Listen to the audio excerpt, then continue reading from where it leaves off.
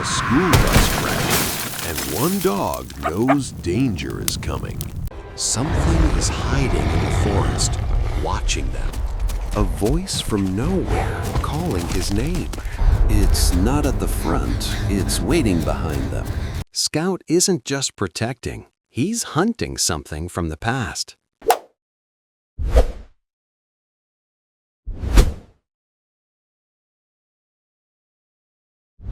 Highway 47 used to be busy. That's what Daniel Harper always said. Now, most days, only the wind passed through. Daniel was 50 years old, broad-shouldered, gray starting to take over his beard, living in a small wooden house that sat alone off the side of the highway. Behind the house stretched miles of dense Oregon forest, tall pines, thick underbrush, and the kind of silence that pressed against your ears. In front of the house, the highway curved sharply, a blind turn that made truckers nervous. The only constant in Daniel's life was Scout, a golden-brown rescue dog with one torn ear and eyes too smart for a regular pet. Scout followed him everywhere. When Daniel fixed the fence, Scout watched. When Daniel drank coffee on the porch, Scout lay at his boots, staring toward the trees. The cell signal out here had been gone for almost 2 weeks. Daniel didn't mind much. Fewer calls, fewer memories. But Scout minded. Every evening, at exactly 6:12 p.m., the dog stood at the edge of the yard, facing the highway, ears raised, body stiff, like he was waiting for something that never came. Daniel noticed. He just didn't know what it meant. The crash came at 4:37 p.m. A loud bang echoed through the valley, followed by the screech of metal and the deep groan of something heavy sliding off the road. Scout bolted before Daniel even stood up. "Scout, heel!" Daniel shouted, already running. Through the trees, smoke curled into the sky. A yellow school bus had smashed into a thick pine just off the highway bend. The front tire had exploded, rubber shredded across the road. The windshield was cracked like a spider web.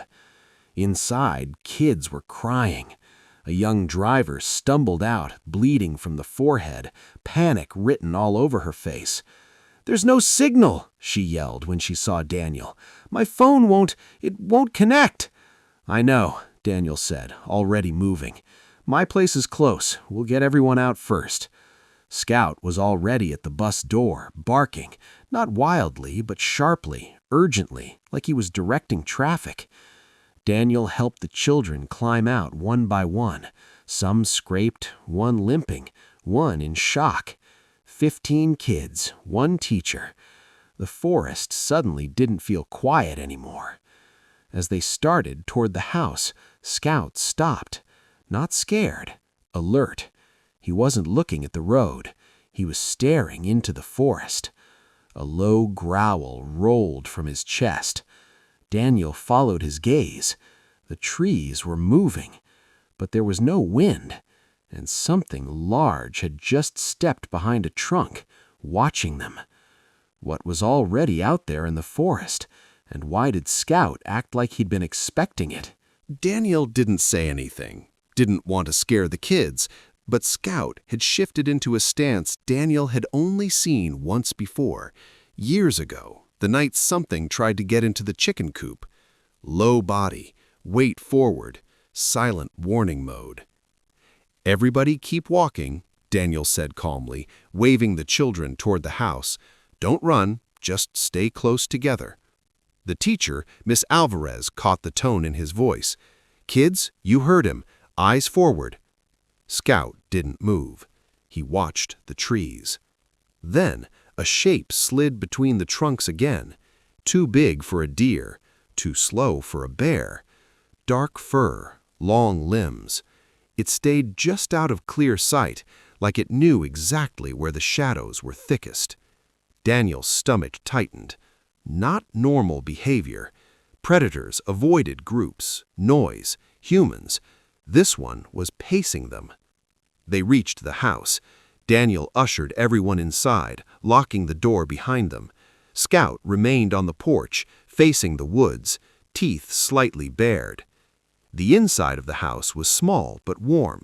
Fireplace, worn couch, old radio set on the table.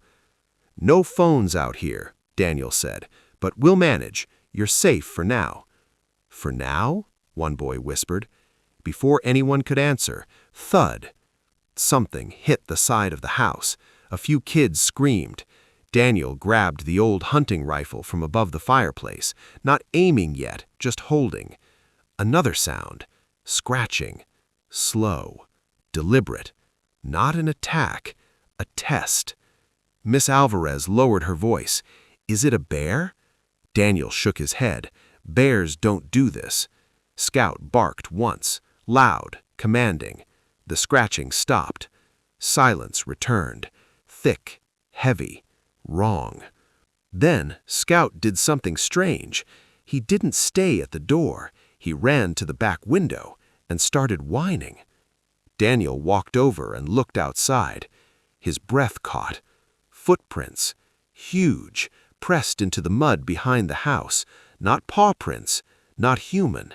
Something in between. And they weren't coming toward the house. They were circling it. Inside, one of the boys pointed at the dead phone in his hand. "Why don't signals work here?" Daniel stared at the forest. "They used to," he said quietly. Then he noticed something else. Scout wasn't scared. He was recognizing, like he knew exactly what was out there and had known for a while. Why did Scout act like this wasn't the first time something had come out of those woods, and what secret had Daniel never told anyone about this forest? The kids had settled, as much as scared kids can. Blankets on the floor, fireplace burning, whispered questions, the smallest ones clinging to Miss Alvarez. Outside, evening lowered over the forest, turning the trees into black silhouettes against a deep blue sky. Scout still hadn't moved from the back window, watching, waiting. Daniel finally spoke, voice low. "Everyone needs to stay inside tonight, no matter what you hear, even if it sounds like someone calling for help." A boy frowned. "Why would someone do that?" Daniel didn't answer right away, because he didn't want to say it out loud. But Miss Alvarez looked at him, reading the fear he tried to hide. "You've seen this before." Daniel exhaled slowly. 10 years ago. The room went still. There used to be another house down the road, family with a son about your age. He nodded toward one of the boys. One night, their dog started acting strange, just like Scout, watching the trees, growling at nothing. Scout's ears twitched at his name, but his eyes never left the dark. They thought it was a cougar. Next night, the boy heard his dad calling him from outside. Sounded hurt, crying. A girl covered her mouth. But his dad was asleep in the house. The fire popped loudly. Daniel's jaw tightened. They opened the door. Silence swallowed the room. "What happened?" someone whispered. Daniel looked at the floor. "They moved away the next week, wouldn't talk about it, but I saw the tracks, same as tonight." Miss Alvarez swallowed. "So what is it?" "I don't know," Daniel said, "but it learns, it watches, it waits for mistakes." As if the forest heard him. Knock, knock, knock. Everyone froze. 3 slow knocks on the front door. Not scratching, not banging, knocking. Scout spun, barking furiously now, hair raised along his spine. Then came a voice, faint, weak. "Hello? Please, help." The bus driver, her voice. I hear her," one of the kids cried. "She must have gone back outside." Daniel moved fast, blocking the door. "Nobody opens it." "But what if it's really her?" Miss Alvarez asked, torn. Scout's growl deepened, not fear, warning. The voice came again, closer this time. Daniel? Every muscle in Daniel's body went rigid. He had never told them his name. If the thing outside could copy voices, whose voice would it use next? And how did it know Daniel? The second it said his name, Daniel's blood went cold. Not just because the creature could mimic voices, but because the real bus driver was inside, sitting against the wall, wrapped in a blanket, forehead bandaged, staring at the door in horror. "I never went back out," she whispered. The knocking came again, softer now, more human. "Daniel, open the door, please." One of the younger kids began to cry. "It sounds real." Scout stepped in front of the door, body blocking it completely, a deep, vibrating growl filling the room. He wasn't just guarding, he was furious. Daniel's mind raced. 10 years, no sightings this close since that family left. It had stayed deep in the forest until now, until the road construction last month, the new cell tower crew, the blasting. They dug into something, or disturbed its territory, or worse, driven it toward the highway. "It wants inside," Daniel said quietly, "but it can't just rush us. It's trying to trick someone into opening the door." The voice outside changed. Now it was a child. "Miss Alvarez, I'm scared." Her face drained of color. Every kid turned toward her. Then Scout did something strange. He stopped growling. He tilted his head, listening, not to the door, to the back of the house. Daniel followed his gaze. A window, the kitchen window, unlocked. The voice at the door was a distraction. "It's not there," Daniel realized. "It's moving." A shadow slid past the back window, tall, thin, too long in the arms. Its movement was smooth, almost careful. It had circled them earlier. It knew the house layout. "How?" Miss Alvarez whispered.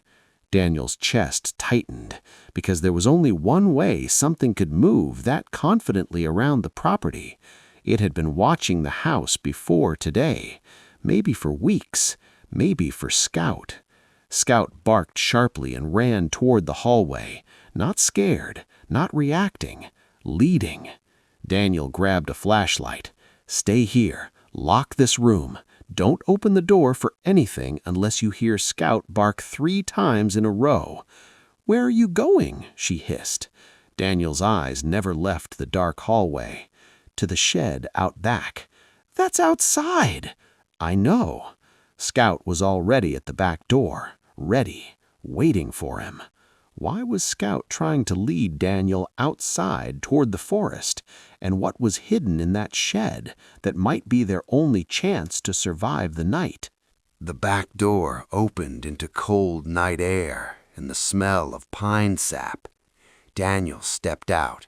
Scout didn't hesitate. He ran straight toward the old tool shed 20 yards from the house, nails scratching against frozen ground. Behind them, the forest felt closer than before, like the trees themselves had leaned in. Daniel shut the door quietly behind him. Inside the house, the kids were silent, too silent. The shed door creaked as he opened it. Inside, tools, gas cans, old lumber, and a heavy metal trunk shoved beneath the workbench. Scout pawed at it urgently. "Yeah," Daniel muttered, "I hoped we'd never need this again." He dragged the trunk out and flipped the latches. Inside wasn't treasure. It was preparation. Flares, motion alarms, a handheld radio scanner, bear spray, and a small device with an antenna and blinking red light. Miss Alvarez's earlier question echoed in his head. Why don't signals work here? Because 10 years ago, after that family left, Daniel hadn't just stayed quiet. He'd started noticing things, dead zones that moved, animals avoiding certain trails, and once a government truck parked at the edge of the forest with men who didn't wear name tags.